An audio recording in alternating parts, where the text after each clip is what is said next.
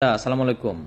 ভাইয়া শুনো, আসলে আমি তো বিদেশ চলে আসছি, আপনি জানেনই। আমি এই খবরটা শুনে অত্যন্ত ব্যথিত হয়েছি ভাইয়া। আসলে আমাদের তো কিছু করার নাই। আসলে আমরা হায়াত মৌত হচ্ছে আল্লাহর কাছে, আল্লাহ চাইছেন আব্দুল হামিদ ভাইকে নিয়ে নিছেন, কিন্তু আমরা অত্যন্ত ব্যথিত ভাইয়া। আমরা আসলে খুবই চেষ্টা করছি, আমরা যারা প্রতিনিধি টিমরা আমরা ছিলাম, আমরা অত্যন্ত চেষ্টা করছি। তারপরে আপনারাও আমাদের সাথে চেষ্টা করছেন।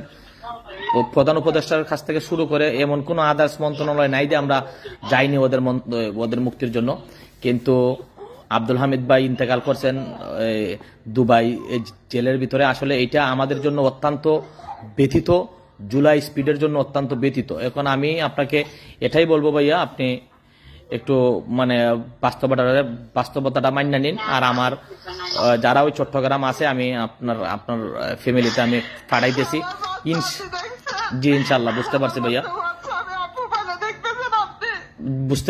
বুঝতে পারছি আপনার এই বাস্তবতাটা এবং আবেগটা বুঝতে পারছি ভাইয়া।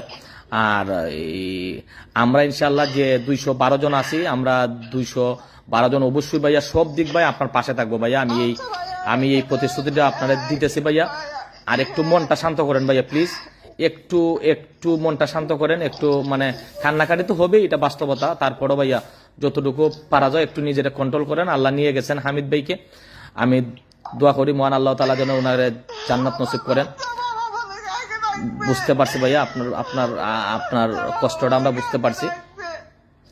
এখন ভাইয়া কালকে আমি মন্ত্রণালয়ে আমি লোক পাঠাইতেছি ভাইয়া, যে ওই যে যাতে ওর লাশটা অতি দ্রুত নিয়ে আসা যায়। ঠিক আছে ভাইয়া? আর দোয়া করো, এত কান্নাকাটি করার দরকার নাই।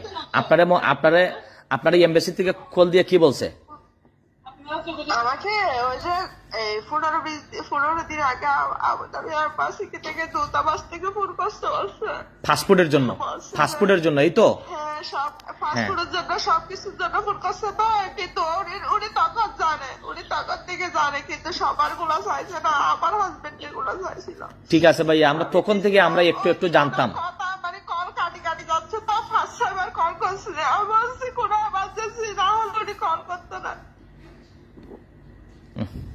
এখন কি বলছে ভাইয়া? আজকে কি বলছে ভাইয়া? আজকে কল দিয়ে কি বলছে? হ্যালো